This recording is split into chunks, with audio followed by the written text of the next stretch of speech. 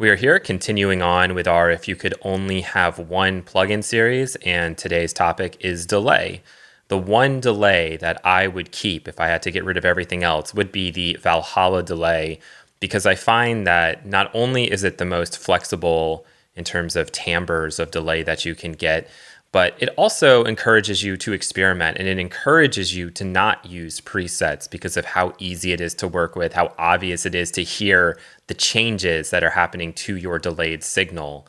And so you can use it in pretty much every single context or situation where you need delay.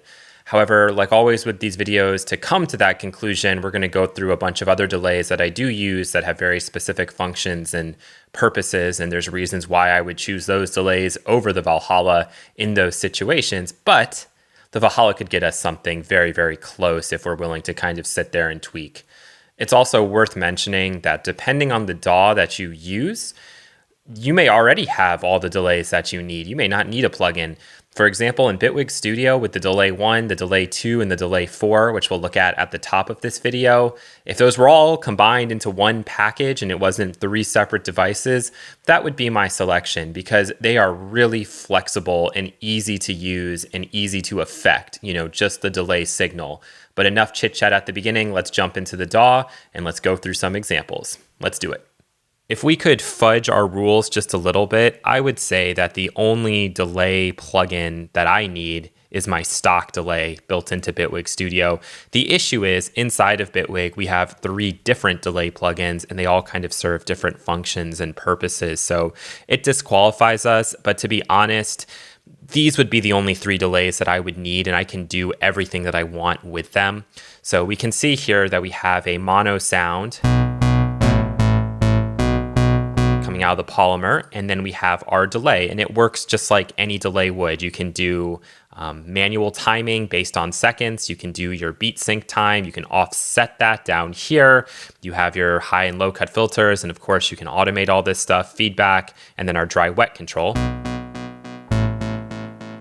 So the delay 1 is a single delay line, but then what opens this up and makes this so powerful are the feedback effects that are built right into the plugin. So a lot of times when people have, send in returns, or in Bitwig they call these effect tracks, you might put a delay on and then you're adding other effects, but you have to add those outside of the delay because you don't have the ability to add them right from within. Well, in Bitwig you can add them right from within, and that's amazing because I can now just leave stuff on the track and I can close it up and make it clean. So again, we have a mono sound.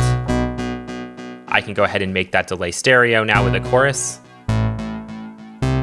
I can saturate it, and again, this is just happening to the delayed signal. We can add an EQ on, really darken it up, give it more of that old schooly feel. And then the other thing I've added on here is like a ducking effect. So we can see that the signal is coming from the output of the polymer, nothing to do with the delay, output of polymer. And then we can have it do our ducking effect. And what's nice about this is we have complete control over how that audio is being ducked. So we have attack release, knee control ratio, etc. Whereas a lot of times with delay plugins, you don't have access to this. Likewise, you don't have access to some of those internal coloration processors that are happening to the delay. So we have complete flexibility and control, and we could obviously add third-party plugins in here too. But let's just listen to how this is working.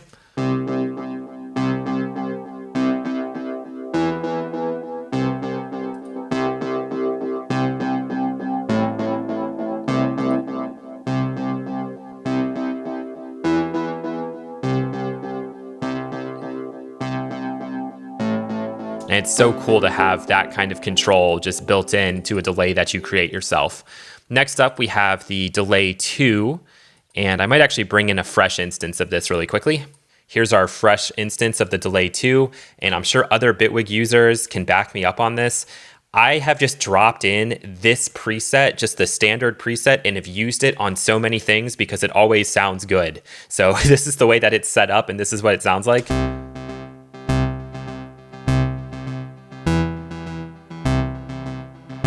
Maybe just bring the width down a little bit. But yeah, I love the way that that sounds. Now, of course, we have a mono signal, so this source thing doesn't really matter, but this is one of the more powerful features of this. If you have a stereo signal, because we have crossfeed, you're getting some really interesting things that will happen inside of that delay matrix. As you can tell, there are two separate delay lines here, a left delay and a right delay, like that's where it's being outputted, and then you can choose what comes in. This one has a built-in detuning effect, so something a little more tapey is already built into that. And then of course you can add your feedback effects in as well, exactly the same way as the delay 1. Finally, we have the delay 4, which in my opinion is probably the most powerful, like echoey slapback delay that I've ever worked with or used, especially for customization. So we have 4 different delay lines that we can work with, but then we also have like a feedback network. So let's talk about how this works a little bit. So if I was to bring this all the way down right now, we're just going to have our input signal. Now, when I want to add in some of a delay line, I just bring this in. So let's bring this all the way up. So we're going to get a delay happening at a 16th note. So let's go ahead and let's pan that over to the right. And again, we could work with feedback effects, or we could actually put effects at the beginning. And that matters when you start getting crazy in your feedback chain here, because you'd be just shocked at all of the various sounds and stuff you could get. But anyway, let's send some of this first delay into the second delay, which is set to 2 16th notes. And let's put this one over to the left. Pretty cool. So it waits for that first 16th note, it's delayed, and then it happens at really an 8th note, I should say. So we could do something like, we could do like a ping pong delay with quarter notes. And then if we want more feedback, we could just send this back around into number 1 again. And there you go. So you have control over volume, you have control over your filters.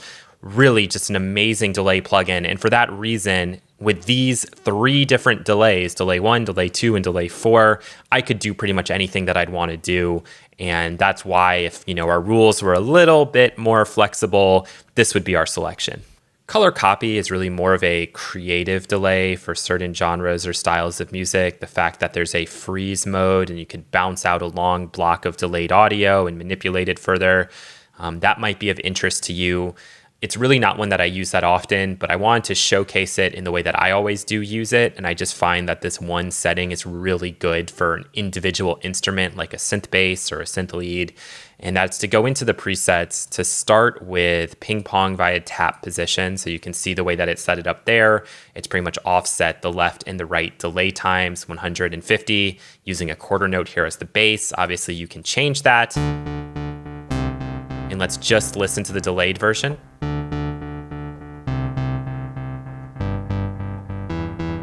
And then what I'll do is under the feedback coloration, I will take this all the way up to 5 because I find that this is the only position that I like. And then I'm going to hit the saturation up to about 75 and bring the brightness down to around 40.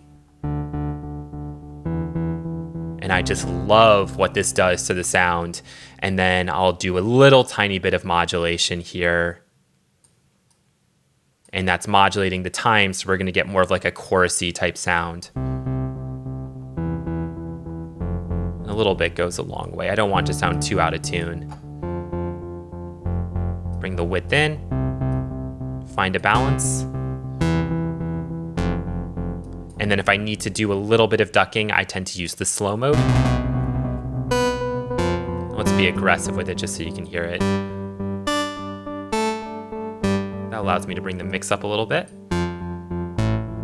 And especially will help if we have a lot of feedback or regenerations.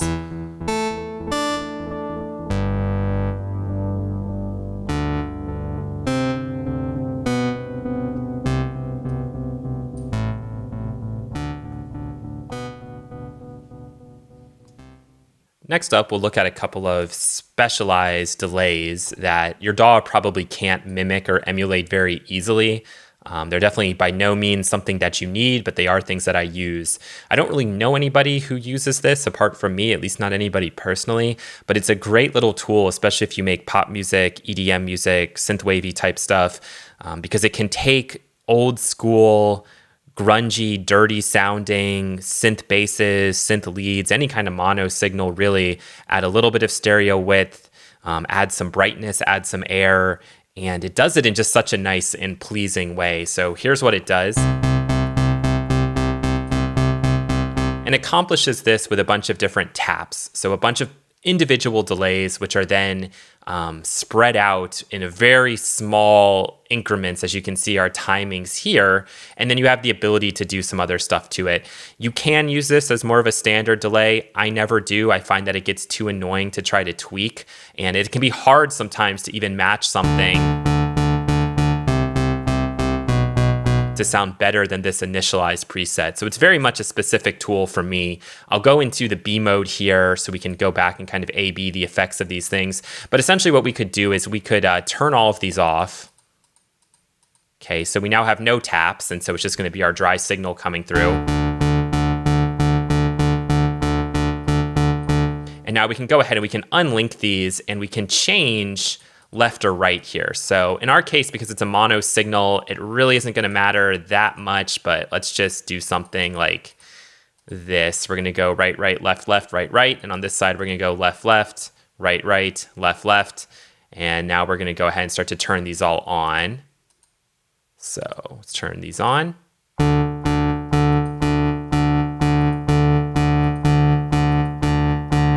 Now I'm going to kind of adjust our timing.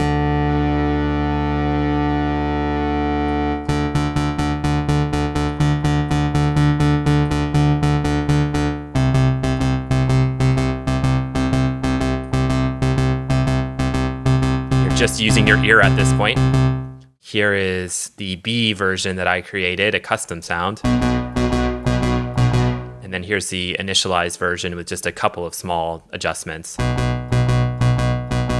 And I think depending on the source material, like for a low bass line,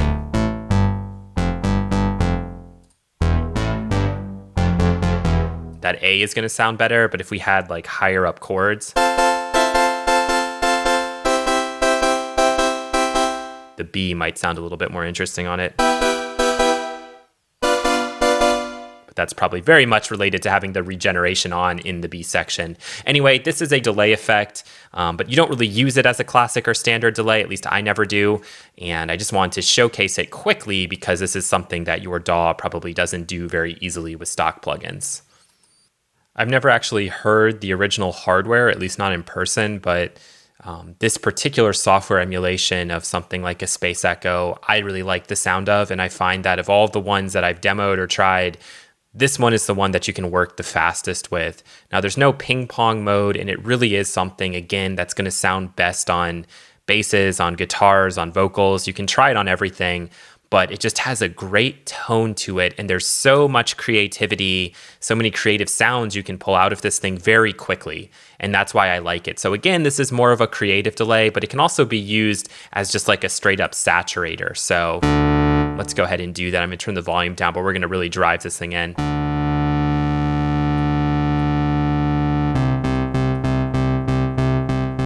Let's go used mode.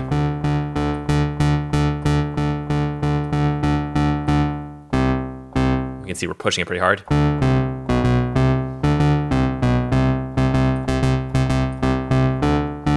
So yeah, even just as a saturator device, this thing is really good. Let's go ahead and move over to the next preset, Classic Feedback Sync. This is the way I usually start up with it, and then I experiment so we can hear what it's doing currently. So with rip mode on, feedback does apply, but you could also go to echo, which is just going to give you a singular until you start to go up and try some of these other modes. Let's try a different one. So there's a lot of creativity here.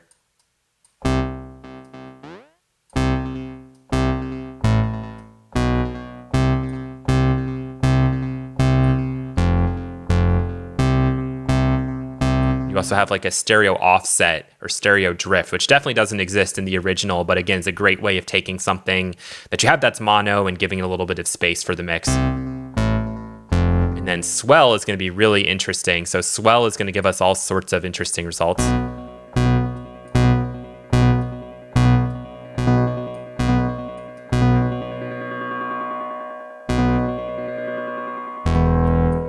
Let's go up a little higher.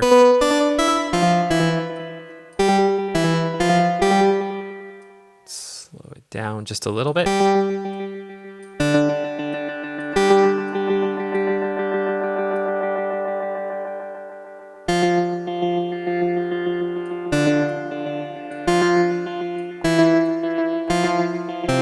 Nice.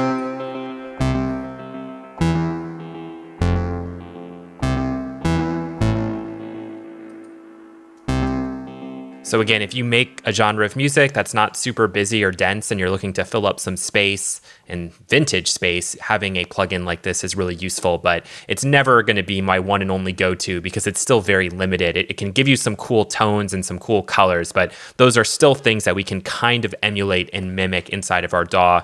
I'm not going to show it here, but also inside of Satin, there is a delay mode which can get you more of a classic tape delay sound, and I do use that from time to time. But again, it's kind of unruly and hard to work with. It's not really intuitive, so I just tend to try out the presets. If it works, great. If it doesn't, I move on and use something else. We've reached our final delay plugin, and this would be my one and only if I had to make a choice, and it is the Valhalla Delay. Now, you could definitely make a case for something like Echo Boy or Repeater or probably other delay plugins that are out there. I just tend to find that I can work the quickest with this, and it also can encourage me to be a little bit more experimental. When I worked with Echo Boy in the past, I always just wanted to go and find a preset. With this one, I never really go into the presets because there's only like 4 or 5 different little sections to adjust, and a lot of them are really easy. So the other stuff that you're adjusting is kind of behind the scenes, and you don't really know what's going on, but you can hear the difference to the signal. So here we are in almost the default state. We'll just bring the mix up to 50%. And we have the option to choose the style and also to increase some of the spread. So with the delay signal, we can kind of do that Haas effect thing and get more of a stereo thing happening. And then bring that back with the width control. Add a couple more instances of the hit. And then we get into the more unique stuff for the various modes that you select. So color, in this case diffusion, we're not going to touch that one yet because that basically creates a reverb for us. So we'll get to that in another example shortly. And then we have the unique stuff. So we have like wow and flutter. And in the case of this tape delay, the way this works is flutter is very much responding to each individual delay. So like the delay signal itself, like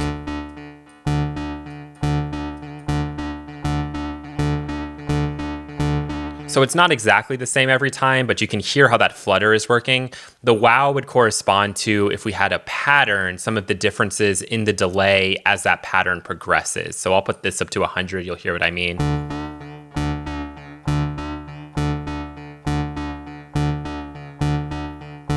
So you can hear those differences in the delay. And this is just on one of the modes. We're not going to go through all of them, but we can also get this thing to sound like really clean. So if I just kind of bring all of these things back, and you can experiment with the color, the drive and stuff. It's just a tonal shaper for the delay, but we can get something pretty clean here.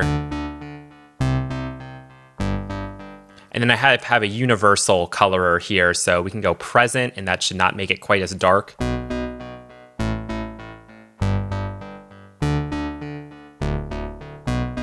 Or future to maybe even brighten it up.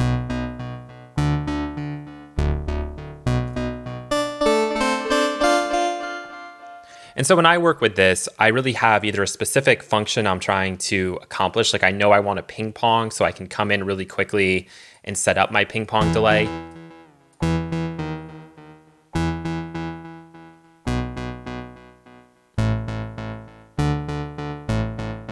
Or in many cases, it's when I want to do ducking. So either using the duct tape or the BB duck, either one of those. Typically I use the duct tape.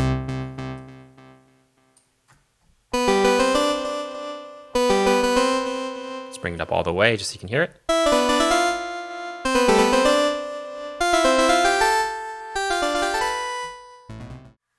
And so real quickly, here's an example of me going super experimental with it and almost turning it more into this otherworldly reverb effect.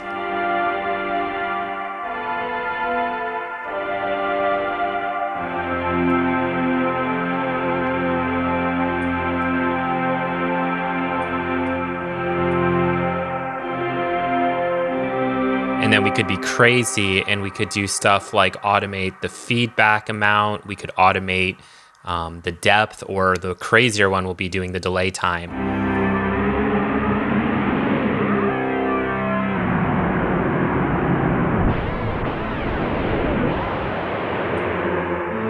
Maybe spacing we could play with.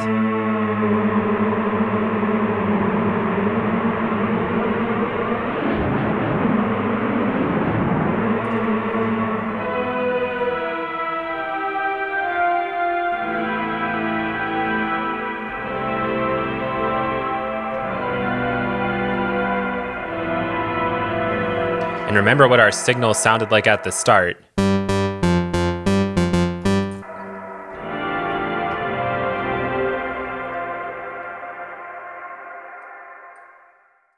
I hope that final example lets you see kind of why maybe I would go with the Valhalla Delay and not something different, because this can do the standard stuff like we looked at with the DAW. It can kind of do the color copy stuff in terms of just like really heavily distorting or coloring our delayed signal.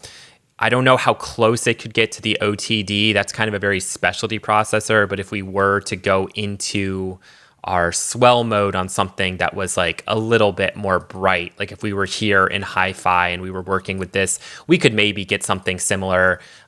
We could also do some of the stuff we looked at with Echo Rec. We can't do all of it, but a lot of those same tones and textures we could certainly emulate.